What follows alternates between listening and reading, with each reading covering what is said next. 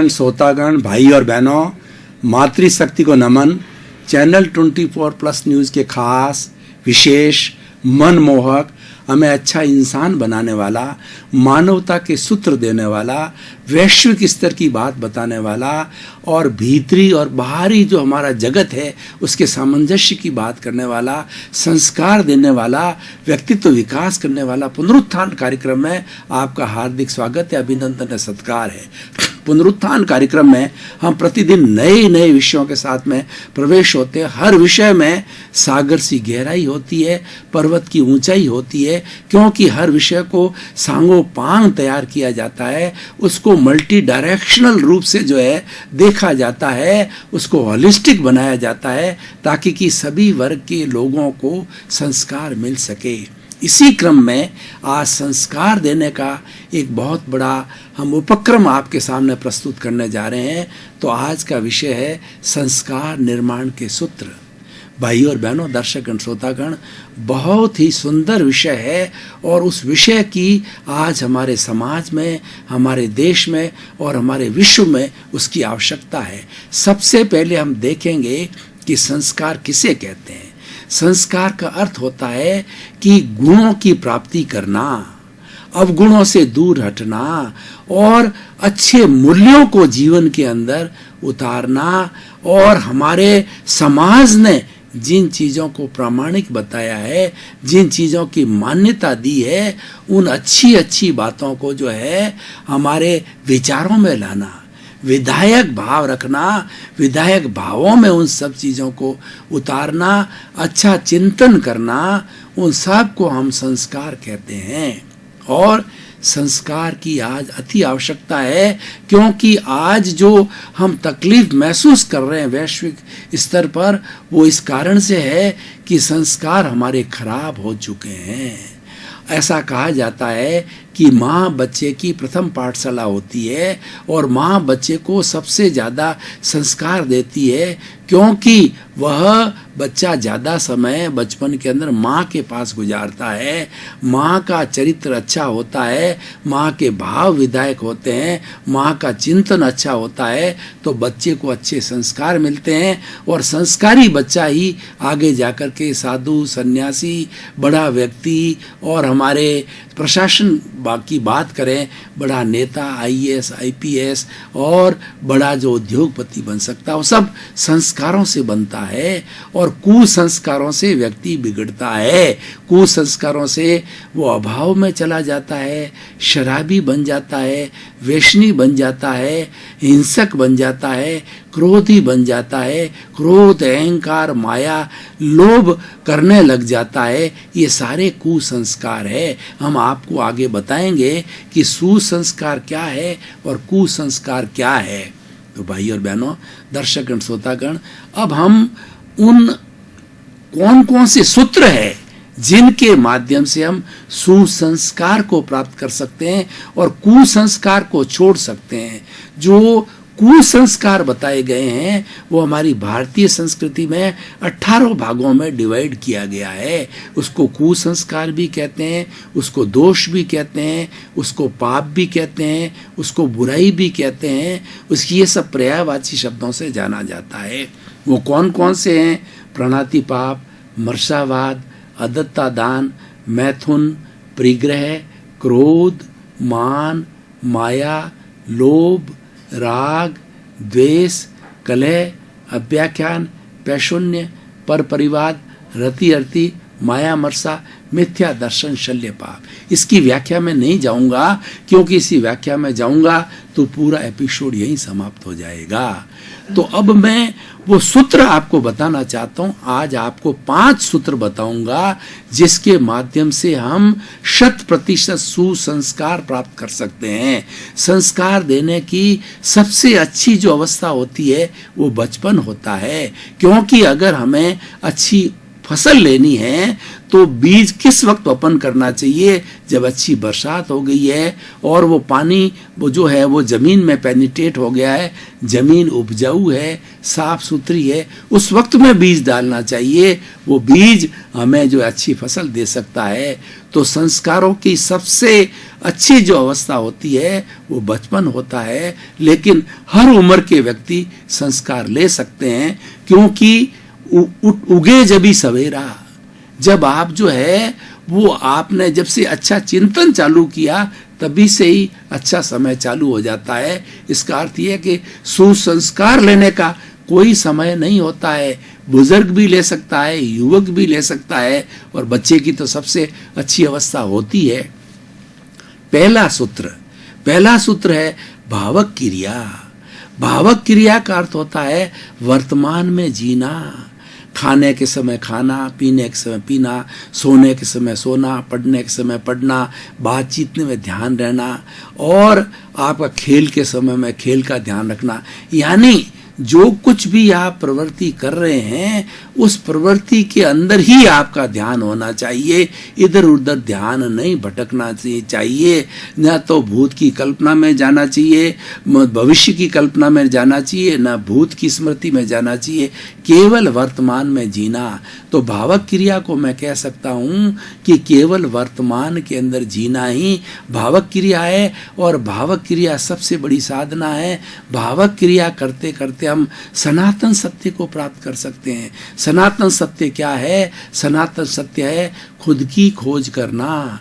खुद की जो खोज करता है वो खुदा बन जाता है, वो स्वयं जो है मालिक बन जाता है, शुद्ध आत्मा भगवान बन जाता है। और दूसरा सनातन सत्य क्या है कि जो प्रकृति के नियम है, लॉ ऑफ द नेचर है, ये सब सनातन है, उसको जानना ये भावक क्रिया करने से मालूम हो जाता है। क्योंकि हम भावक क्रिया के अंदर दद्दचित्त हो जाते हैं, और दद्दचित्त काम करने से न हमारे राग होता है, न द्वेष होता है, न संकल्प होता है, न विकल्प होता है। सारी अटेंशन जो हमारा कार्य है, जो हमारा ध्येय है, उसमें लग जाता। हम कह सकते हैं कि धाता, ध्येय और ध्यान एक बन जाते हैं। भावक क्रिया में धाता, ध्येय और जो है वो ध्यान एक हो जाते हैं। ये एकात्मकता जो है ये भावक क्रिया लाती है, और ये भावक क्रिया करने से क्या होता है कि हमारा कार्य संपूर्ण रूप से सिद्ध हो जाता है।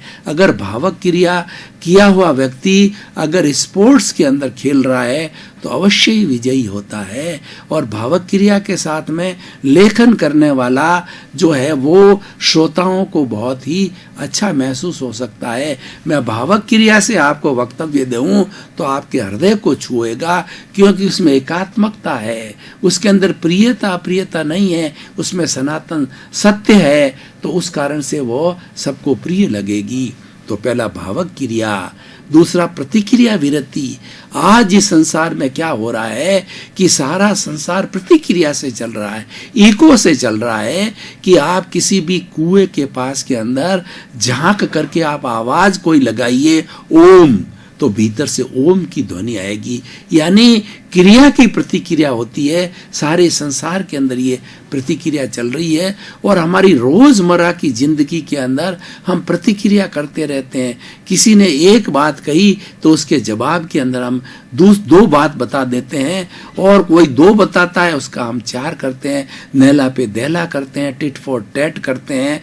तो ये करते करते हमारी नेगेटिविटी बढ़ती रहती है, और वो नेगेटिविटी जितनी बढ़ती है उतना उतना हमारे अशांति होती है, हमारे मेंटल टेंशन होता है, और हमें दुख की प्राप्ति होती है। इसीलिए प्रतिक्रिया विरति का अर्थ होता है कोई व्यक्ति कोई बोल रहा है तो हमें आवश्यकता हो उतना जवाब दें, ज्यादा सुनो, बोलो कम।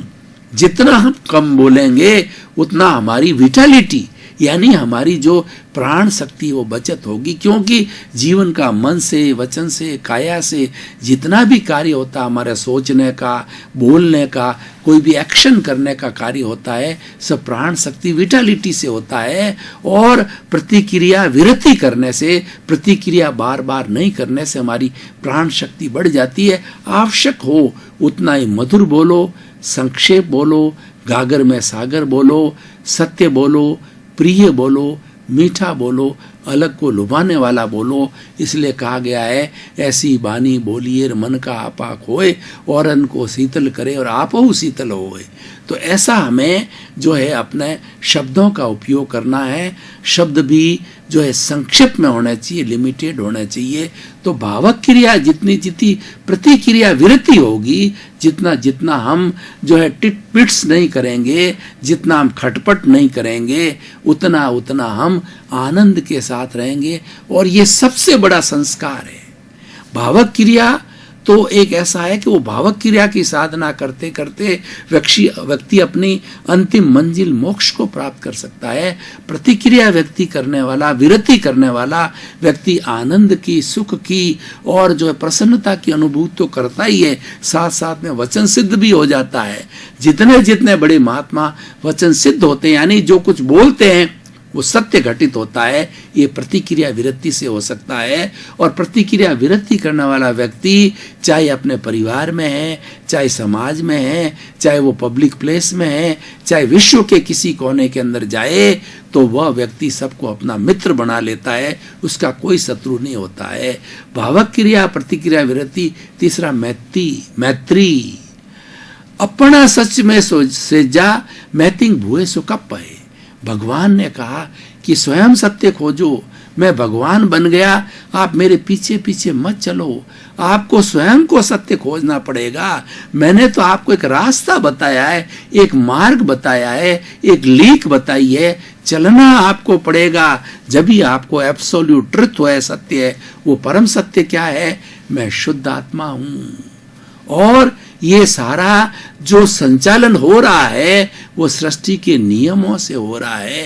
ये एक दूसरे के कर्मों का भुगतान है। जो जीवित प्राणी है, जिन्होंने की कर्म अर्जित किए हैं, सब उनका ये भुगतान जो है ये प्रकृति करवाती है, प्राकृतिक नियमों से होता है। ये सनातन सत्य है। यानी मैं कर्ता नहीं हूं, कर्ता भाव नहीं रखना, मालिकी भाव नहीं रखना और सृष्टि को कर्ता मानना जो है, ये सबसे बड़ी हमारी पॉजिटिव सोच है।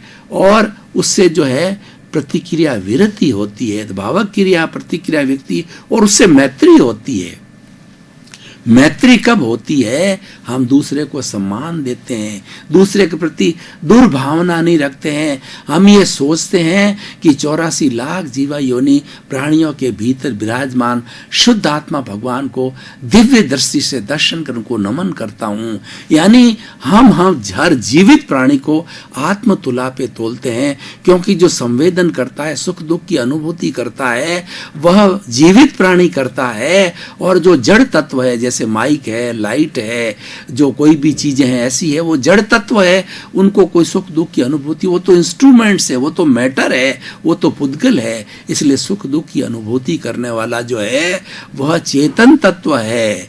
तो इसलिए भाई और बहनों, दर्शकगण, श्रोतागण, मैत्री हम करेंगे तो हमारे परिवार के सभी लोग जो है वो हमारा सम्मान करेंगे, हमको पूज्य मानेंगे और हमारा अनुकरण करेंगे, समाज में भी अनुकरण करेंगे। और जो व्यक्ति स्वयं साधना करके, चरित्र में पालन करके कोई भी उपदेश देता है, उपदेश का पालन होता है। लोग हृदय से उसको स्वीकार करते हैं, क्योंकि सबके प्रति मैत्री का भाव रखता है। इस चराचर जगत में कोई उसका दुश्मन नहीं है, सभी मेरे मित्र है।